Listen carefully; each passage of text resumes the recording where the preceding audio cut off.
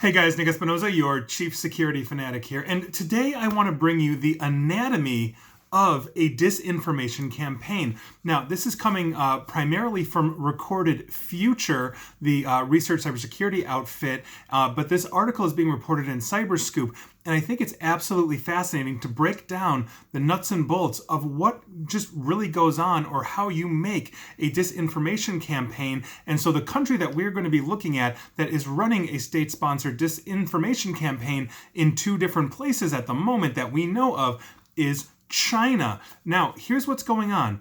In recent months, two distinct Chinese internet campaigns have sought to influence public opinion with fake news ahead of an election in Taiwan, and also to intimidate pro-democracy protesters in Hong Kong by basically posting their personal information online. Again, this is coming from Cyberscoop. Now, the latest research that was published this past Wednesday from the threat intelligence firm Recorded Future basically comes after international journalists and non-government organizations have detailed the interference in Hong Kong as well as Taiwan for the past year. So with that, let's go through these. So first, we're going to focus on Taiwan.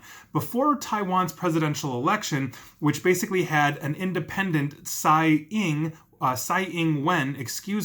against Han Kuo-yu, and I'm very apologetic for my mispronunciations. Now, Han Kuo-yu was an advocate of closer ties to Beijing, and you can probably see where this is going. Chinese operatives were using basically content farms to broadcast fake news articles meant to sway the public position towards a pro-China stance. Now, the typical content included things like President Tsai had faked a doctorate degree, or that Joshua Wong, who was a leading Hong Kong protester, had kicked an elderly man during a visit to Taiwan, tying Hong Kong into Taiwan by kicking an elderly man, and this is according to prior reports. Some Chinese-backed media also suggested that Wong had conspired with members of Tsai's progressive political party against Beijing, meaning a coordinated effort between basically Taiwan, which China considers disputed, as well as Hong Kong, which is a semi-autonomous region that Beijing, the government, the head of the central city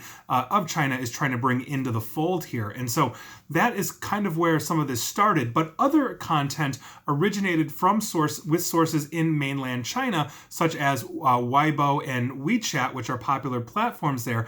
And Chinese state media also basically was a lot of the source for much of this information that was basically sent to potential Taiwanese voters, usually over the air, because obviously they're broadcasting. China utilized Facebook fan pages to broadcast disinformation, basically resorting to contractors in Malaysia or Chinese residents outside of mainland China to basically subvert Facebook security controls. Now, the effort failed to convince voters, however, and citizen watchdog groups organized in the months prior to the election to debunk these rumors, trace the content on Facebook back to its origin, and create YouTube videos meant to help Taiwanese voters understand how disinformation works, according to a report in The Guardian. And I think we've seen that over and over and over in terms of education, and we will get to that shortly, because next we're going to be talking about Chinese interference in Hong Kong. Now, state media agencies basically bought Twitter ads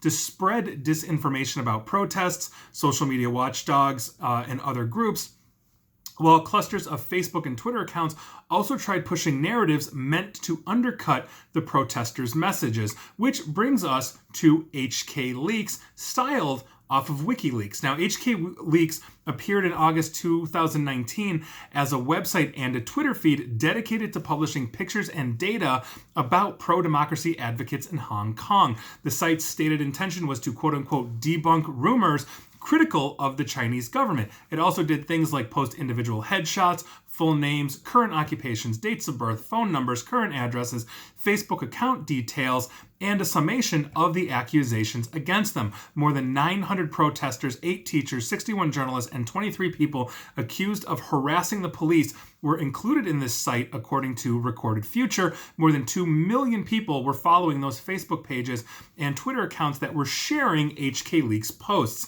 Now, the researchers at Recorded Future stopped short of fully tying this effort to Chinese operatives, though they said, and I quote Recorded Future, HK Leaks is most certainly the result of a highly coordinated effort and heavy resource investment. So basically, who is going to have those heavy resources and that high coordination?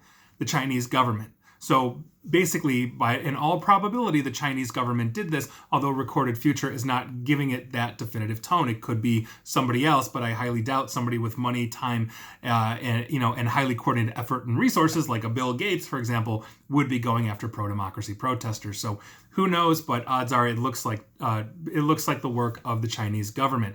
Now, the site's administrators for HK Leaks frequently interacted with Chinese state media agencies and inspired a work of copycat websites, again, according to Recorded Future. And that is some great reporting by Cyberscoop. And this all smacks of what we have seen before.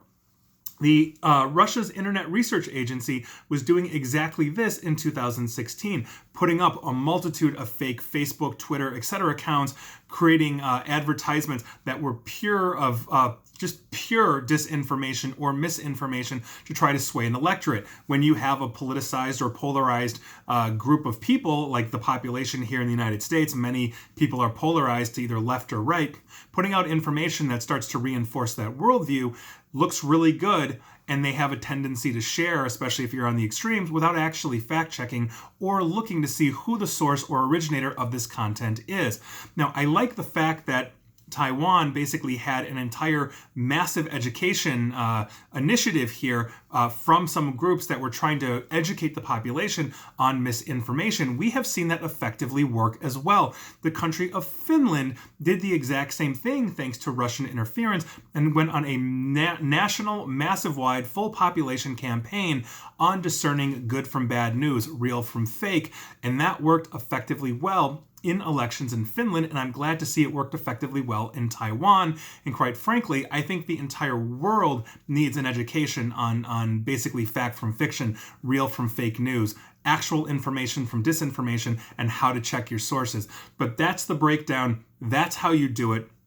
You spin up a whole bunch of fake accounts, you get a whole bunch of followers, you coordinate your efforts, you put out consistent misinformation, disinformation, fake news, and you do it over and over and over to try to drive a wedge in that population. We have seen it now in Hong Kong and Taiwan, in the United States, attempted in Finland, multiple countries across Europe, as I wrote previously in a Forbes article about Russians hacking everybody, and we are going to see it here in the 2020 election. So please, take this as news for the upcoming election and make sure you are checking those sources. And if it really sounds too good to be true, odds are it is. And that is your news of the day. And please like, share, follow me here on Facebook and Twitter at NickAESP. And please feel free to subscribe to me at YouTube as well. And as always, stay safe and stay online. Thanks, guys.